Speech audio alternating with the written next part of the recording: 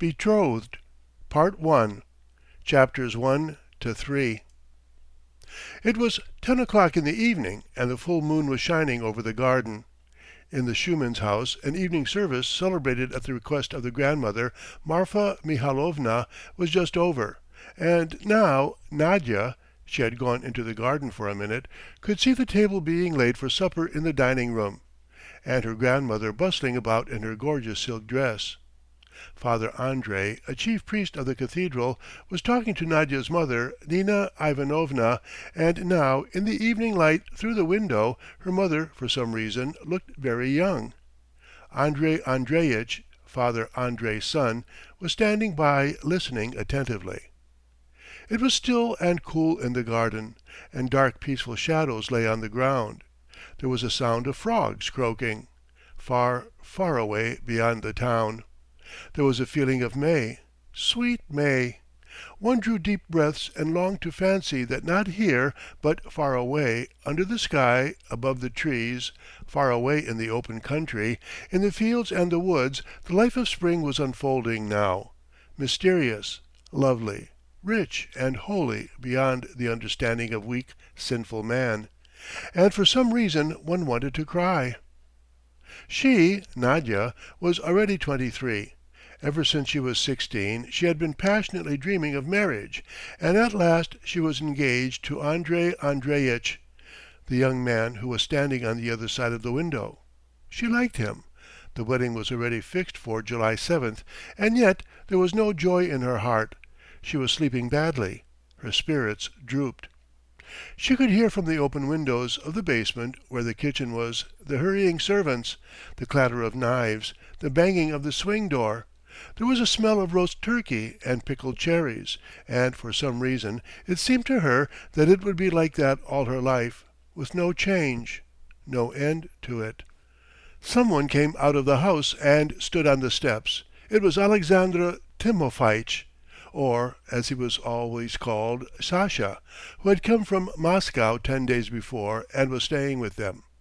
Years ago a distant relation of the grandmother, a gentleman's widow called Marya Petrovna, a thin, sickly little woman who had sunk into poverty, used to come to the house to ask for assistance. She had a son, Sasha. It used for some reason to be said that he had talent as an artist, and when his mother died, Nadya's grandmother had, for the salvation of her soul, sent him to the Komissarovsky school in Moscow. 2 years later he went into the school of painting, spent nearly 15 years there, and only just managed to scrape through the leaving examination in the section of architecture.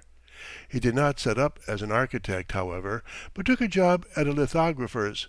He used to come almost every year, usually very ill, to stay with Nadya's grandmother to rest and recover. He was wearing now a frock coat buttoned up and shabby canvas trousers crumpled into creases at the bottom. And his shirt had not been ironed, and he had somehow all over a look of not being fresh. He was very thin, with big eyes, long thin fingers, and a swarthy bearded face, and all the same he was handsome. With the Shumins he was like one of the family, and in their house felt he was at home. And the room in which he lived when he was there had for years been called Sasha's room. Standing on the steps he saw Nadya and went up to her. "It's nice here," he said.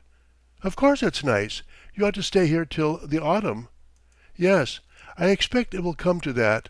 I dare say I shall stay with you till September." He laughed for no reason and sat down beside her. "I'm sitting gazing at mother," said Nadya. "She looks so young from here. My mother has her weaknesses, of course," she added, after a pause, "but still she is an exceptional woman." "Yes, she is very nice," Sasha agreed. "Your mother, in her own way, of course, is a very good and sweet woman. But, how shall I say, I went early this morning into your kitchen, and there I found 4 servants sleeping on the floor, no bedsteads, and rags for bedding. Stench, bugs, beetles. It is just as it was 20 years ago, no change at all. Well, Granny, God bless her, what else can you expect of Granny? But your mother speaks French, you know, and acts in private theatricals. One would think she might understand." As Sasha talked, he used to stretch out two long wasted fingers before the listener's face. "It all seems somehow strange to me here, now I am out of the habit of it," he went on. "There is no making it out. Nobody ever does anything. Your mother spends the whole day walking about like a duchess. Granny does nothing either. Nor you either. And your Andrey Andreitch never does anything either." Nadya had heard this the year before, and, she fancied, the year before that too, and she knew that Sasha could not make any other criticism, and in old days this had amused her, but now for some reason she felt annoyed. "That's all stale, and I have been sick of it for ages," she said, and got up. "You should think of something a little newer." He laughed and got up too, and they went together toward the house. She, tall, handsome, and well made, beside him looked very healthy and smartly dressed. She was conscious of this and felt sorry for him and for some reason awkward. "And you say a great deal you should not," she said. "You've just been talking about my Andrey, but you see you don't know him." "My Andrey. Bother him, your Andrey. I am sorry for your youth." They were already sitting down to supper as the young people went into the dining room. The grandmother, or Granny as she was called in the household, a very stout, plain old lady with bushy eyebrows and a little moustache, was talking loudly, and from her voice and manner of speaking it could be seen that she was the person of most importance in the house. She owned rows of shops in the market, and the old-fashioned house with columns and the garden, yet she prayed every morning that God might save her from ruin, and shed tears as she did so. Her daughter-in-law, Nadya's mother, Nina Ivanovna, a fair-haired woman tightly laced in, with a pince-nez and diamonds in every finger. Father Andrey, a lean, toothless old man whose face always looked as though he were just going to say something amusing. And his son, Andrey Andreitch, a stout and handsome young man with curly hair looking like an artist or an actor, were all talking of hypnotism. "You will get well in a week here," said Granny, addressing Sasha. "Only you must eat more." "What do you look like?" she sighed. "You are really dreadful. You are a regular prodigal son, that is what you are." "After wasting his father's substance in riotous living," said Father Andrey slowly, with laughing eyes. "He fed with senseless beasts." "I like my dad," said Andrey Andreitch, touching his father on the shoulder. "He is a splendid old fellow, a dear old fellow." Every one was silent for a space. Sasha suddenly burst out laughing and put his dinner napkin to his mouth. "So you believe in hypnotism," said Father Andrey to Nina Ivanovna. "I cannot of course assert that I believe," answered Nina Ivanovna, assuming a very serious, even severe expression. "But I must own that there is much that is mysterious and incomprehensible in nature." "I quite agree with you, though I must add that religion distinctly curtails for us the domain of the mysterious." A big and very fat turkey was served. Father Andrey and Nina Ivanova went on with their conversation. Nina Ivanova's diamonds glittered on her fingers, then tears began to glitter in her eyes. She grew excited. "Though I cannot venture to argue with you," she said, "you must admit there are so many insoluble riddles in life." "Not one, I assure you." After supper Andrey Andreitch played the fiddle and Nina Ivanova accompanied him on the piano. 10 years before he had taken his degree at the university in the Faculty of Arts, but had never held any post, had no definite work, and only from time to time took part in concerts for charitable objects, and in the town he was regarded as a musician. Andrey Andreitch played, they all listened in silence. The samovar was boiling quietly on the table and no one but Sasha was drinking tea. Then, when it struck 12, a violin string suddenly broke. Everyone laughed, bustled about, and began saying good-bye. After seeing her fiancé out, Nadya went upstairs where she and her mother had their rooms. The lower story was occupied by the grandmother. They began putting the lights out below in the dining room, while Sasha still sat on drinking tea. He always spent a long time over tea in the Moscow style, drinking as much as 7 glasses at a time. For a long time after Nadya had undressed and gone to bed, she could hear the servants clearing away downstairs and Granny talking angrily. At last everything was hushed, and nobody could be heard but Sasha from time to time, coughing on a bass note in his room below. Chapter 2. When Nadya woke up, it must have been 2 o'clock. It was beginning to get light. A watchman was tapping somewhere far away. She was not sleepy, and her bed felt very soft and uncomfortable. Nadya sat up in her bed and fell to thinking, as she had done every night in May. Her thoughts were the same as they had been the night before, useless, persistent thoughts, always alike, of how Andrey Andreitch had begun courting her and had made her an offer, how she had accepted him, and then, little by little, had come to appreciate the kindly, intelligent man. But for some reason, now, when there was hardly a month left before the wedding, she began to feel dread and uneasiness, as though something vague and oppression were before her. Tick tock, tick tock, the watchman tapped lazily. Tick tock. Through the big old-fashioned window she could see the garden and at a little distance bushes of lilac in full flower, drowsy and lifeless from the cold, and a thick white mist was floating softly up to the lilac, trying to cover it. Drowsy rooks were cawing in the far-away trees. My God, why is my heart so heavy? Perhaps every girl felt the same before her wedding. There was no knowing. Or was it Sasha's influence? But for several years past Sasha had been repeating the same thing, like a copybook, and when he talked he seemed naive and queer. But why was it she could not get Sasha out of her head? Why was it? The watchman left off tapping for a long while. The birds were twittering under the windows, and the mist had disappeared from the garden. Everything was lighted up by the spring sunshine as by a smile. Soon the whole garden, warm and caressed by the sun, returned to life, and dewdrops like diamonds glittered on the leaves, and the old neglected garden on that morning looked young and gaily decked. Granny was already awake. Sasha's husky cough began. Nadya could hear them below, setting the samovar and moving the chairs. The hours passed slowly. Nadya had been up and walking about the garden for a long while, and still the morning dragged on. At last Nina Ivanovna appeared with a tear-stained face, carrying a glass of mineral water.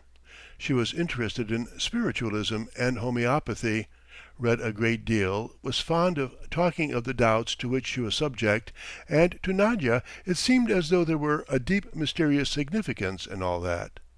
Now Nadya kissed her mother and walked beside her. "What have you been crying about, mother?" she asked.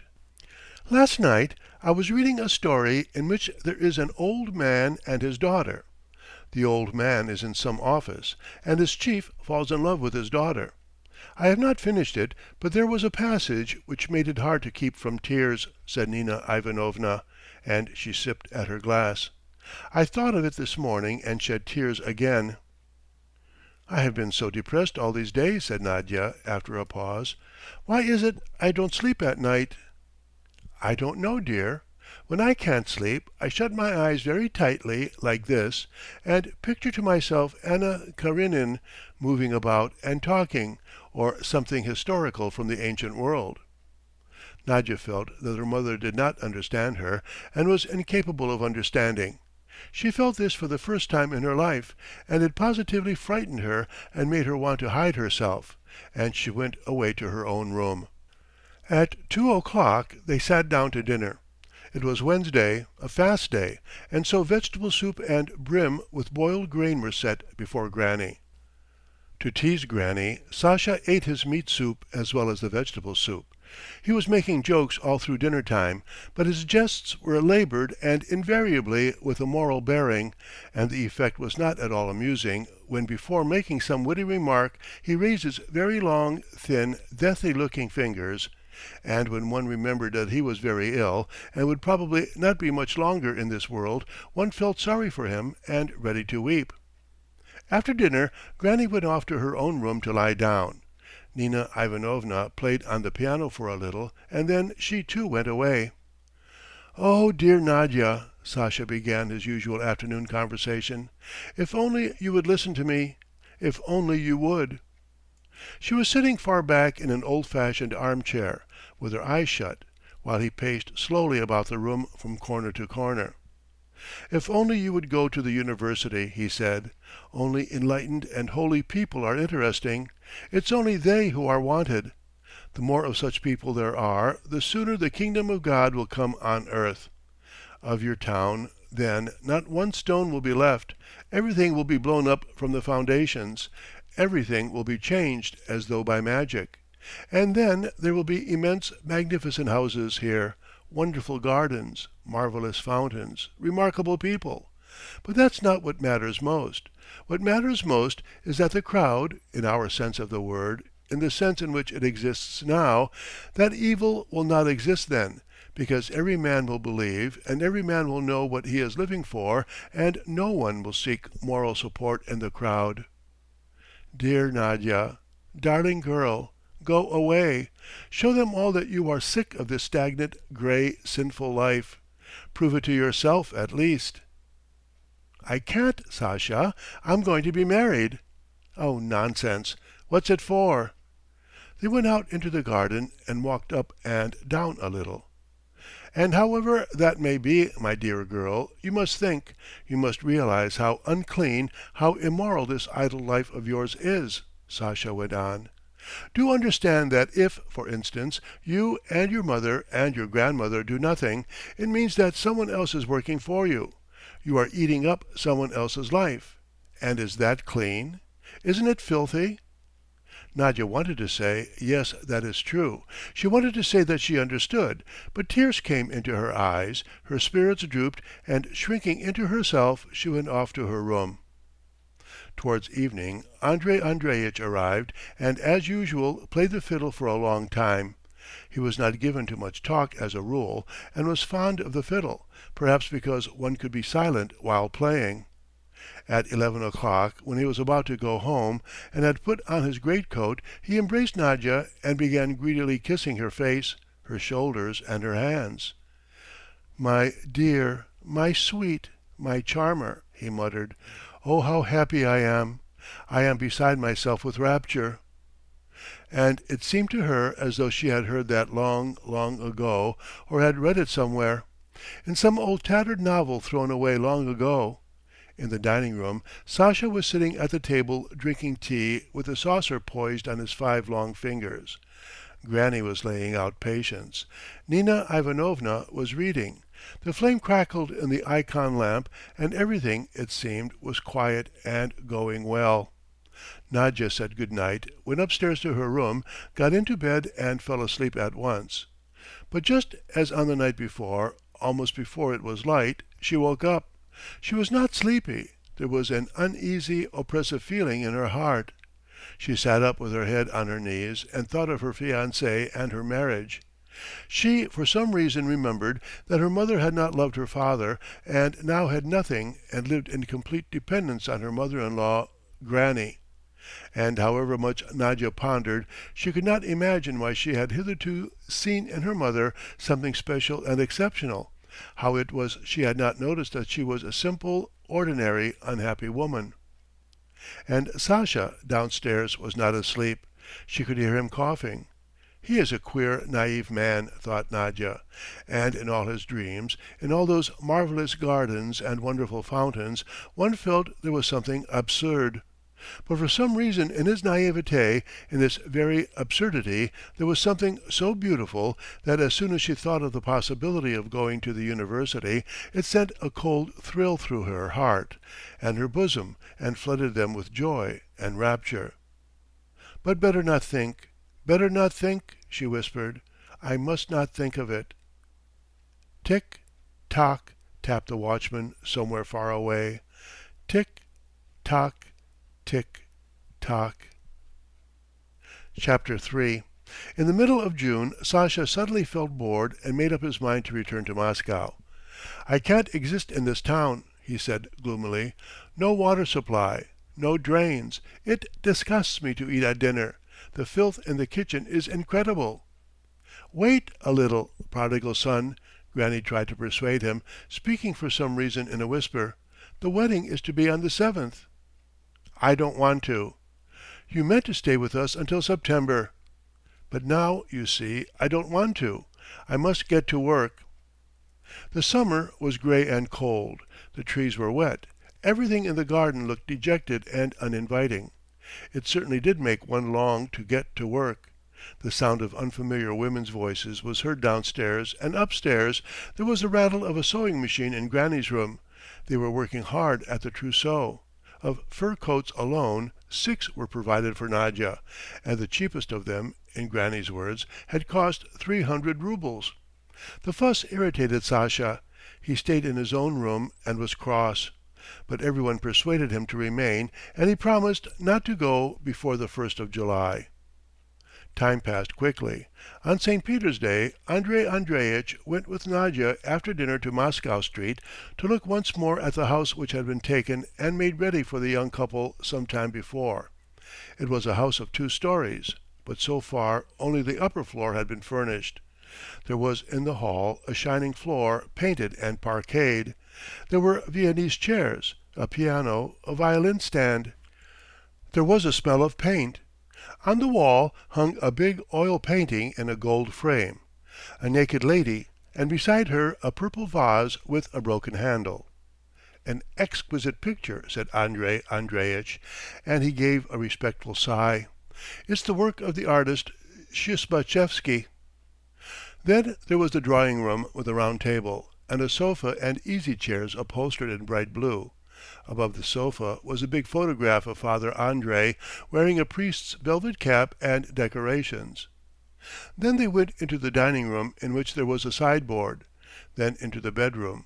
Here in the half dusk stood 2 bedsteads side by side, and it looked as though the bedroom had been decorated with the idea that it would always be very agreeable there and could not possibly be anything else. Andrey Andreitch led Nadya about the rooms, all the while keeping his arm around her waist, and she felt weak and conscience-stricken. She hated all the rooms, the beds, the easy chairs.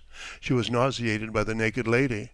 It was clear to her now that she had ceased to love Andrey Andreitch, or perhaps had never loved him at all. But how to say this, and to whom to say it, and with what object she did not understand, and could not understand, though she was thinking about it all day and all night.